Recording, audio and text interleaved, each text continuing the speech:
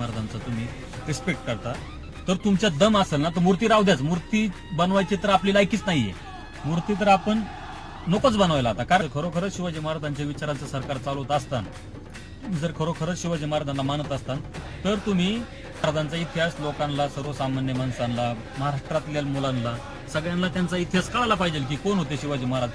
एक तर आपल्या इतिहास भरलाय फ्रेंच राज्यक्रांती, रशियन राज्यक्रांती, त्यात थोडाफार कुठंतरी महाराजांचा इतिहास दिलेला आहे 1ली ते 4थी पर्यंत. पण ज्या वयात महाराजांचा इतिहास लोकांना कळला पाहिजे, तरुण वयात जी मुलं एकदम यंग मुलं असतात त्यांना ज्यावेळेस शिवाजी महाराजांचा आदर्श मिळाला पाहिजे, त्याच वयात नेमका इतिहास शिवाजी महाराजांचा कोण शिकवतच नाही.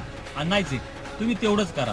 दुसरी गोष्ट अशी की तुम्ही जर खरंच शिवाजी महाराजांना मानताना, तर तुम्ही महाराष्ट्राची जी राज्यभाषा आहे मराठी, त्या भाषेला तुम्ही राज्य दर्जा द्या, चांगल्या प्रकारचा दर्जा. प्रत्येक शाळेमध्ये कंपल्सरी करा, मराठीत बोललं पाहिजे, मराठीत शिकवलं पाहिजे.